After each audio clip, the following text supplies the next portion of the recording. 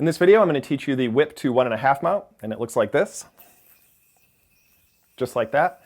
And this trick is a great trick because it leads you right into your 1.5 mount, and that's the foundation of all kinds of excellent tricks. And so you can just make all those tricks a little bit better, a little bit more flashy by starting the trick out in this way. Now, there is one trick that might make this a little bit easier to learn, and that is the whip to kamikaze mount, this one in particular.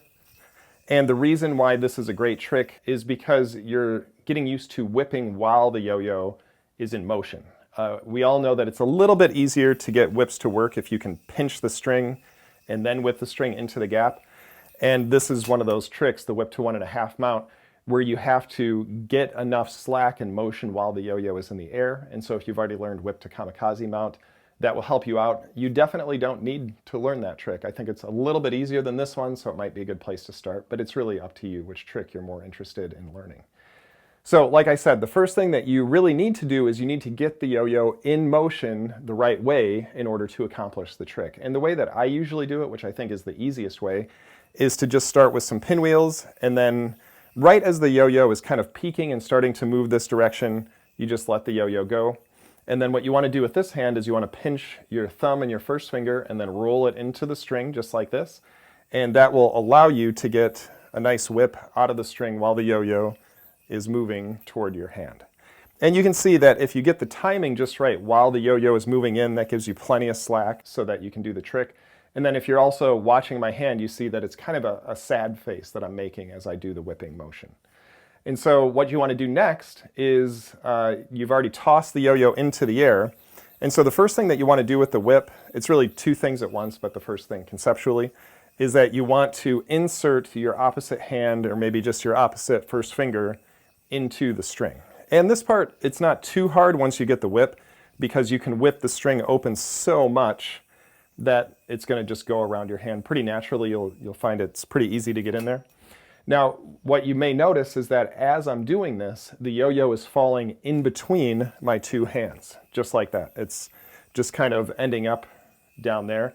The part that makes this tricky is that in order to get the yo-yo to land on the string, you actually need the yo-yo to pass over your yo-yo hand. And that's the part that really kind of messes people's minds up, because it's so natural to just let the yo-yo drop. But once you can start getting the yo-yo to move over your hand as you do the whip, then you're really set up to make the whip work. And as you're doing this whip, it's really important to know, like, what part of the string are you trying to use to catch the yo-yo? One way to visualize it is to just whip the string up and catch it. And so if you imagine this is the slack loop right here, and then you would insert your finger right here as the yo-yo is passing over.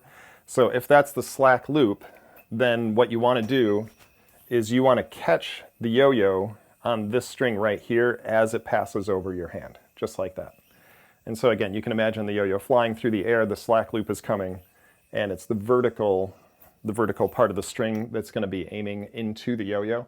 Now there's two ways that you can kind of think about it as you're doing the trick. One way is to try to make sure that the yo-yo is moving straight so that it will naturally intersect with your straight throw as you do the trick.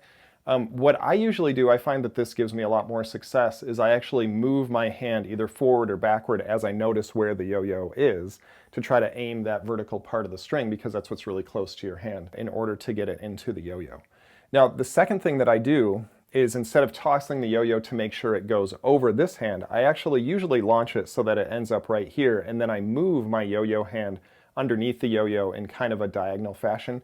Again, that movement allows you to control the vertical part of your whip so that you can aim it a little bit better. If you're watching where the yo-yo is, again, you can kind of make little adjustments as you do it. And then the downward motion also helps to keep the whip motion going. And it just seems to make everything work a lot better for me. So again, if you just want to toss the yo-yo up, you can kind of get it to go right about like that. And then you whip the string, insert your finger into the string, and then you saw I move my hands down in order to get my hands into position and in order to aim the slack. Now, one thing I haven't mentioned yet is that as you're practicing this trick, if you're right-handed, at least this happens for me, my string tension gets tighter and tighter and tighter.